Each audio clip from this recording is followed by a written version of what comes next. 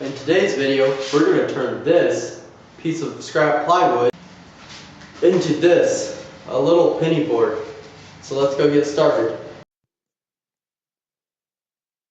To start this project, I marked out my shape with a pencil on my piece of scrap plywood.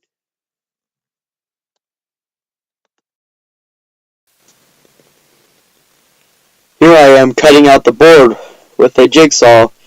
You could also do this on a bandsaw, but I find the jigsaw to be a lot easier. Plus, I don't have a bandsaw. So now I'm getting the final shape of my project. So I'm using the belt sander to make the edges a lot cleaner, get nice and close to the line, and also round out the ends that aren't perfectly round from the jigsaw. And I can also use the flat of the belt to just flatten up the sides because my jigsaw cuts aren't perfectly straight.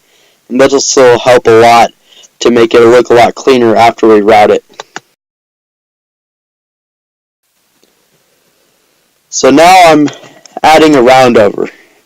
So I'm using my router and just making it all the way around on both sides, and this will make it a lot smoother, and it'll also protect the edge a little bit because without the round over you get a little bit of chipping on the very top and bottom, and it sort of looks really bad.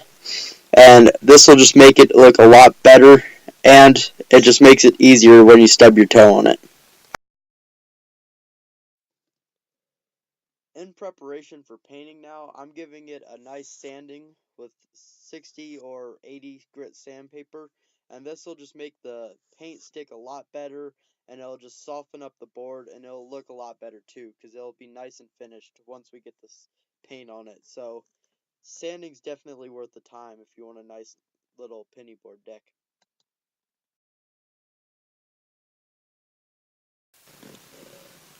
Now I'm getting into painting, and the first step of that is to use painter's tape to give nice lines for the paint section I want to do. Since I don't want the entire board to be covered in paint, I want lines of the wood because it'll look nice, but I also want some paint on there.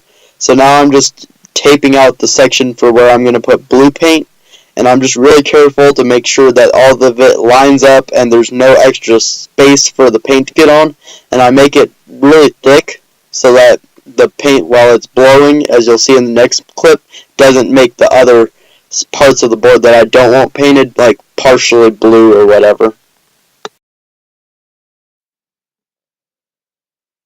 Next, I add a nice coat of paint on here, so I'm using blue paint because I think it's going to look really good, and you could always come back and give it a few more coats if you wanted to make it look deeper, or if your spray paint isn't as high quality, and it'll make it look a lot better, and it'll also be more, the wood will be more well protected. So I came back and gave it one more coat, and that's what I found to be the best for using my time and for the quality of the board.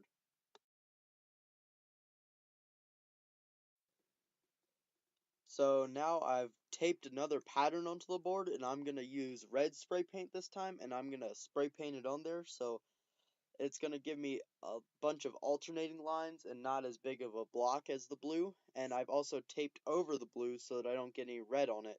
And I think these two colors will look really nice with the really light wood, and it'll sort of look like an American flag, I think.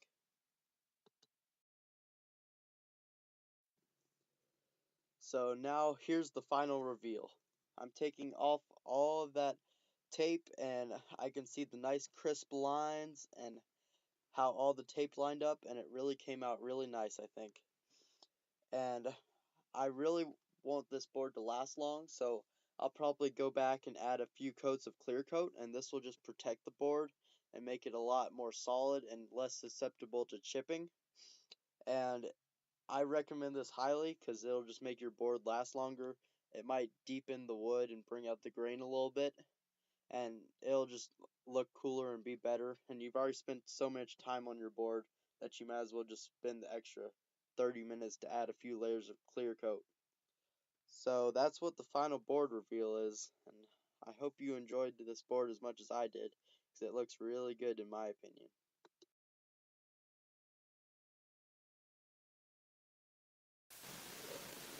I hope you enjoyed this video. Please consider liking this video and subscribing to my channel for more videos about making longboards and penny boards and skateboards and stuff like that.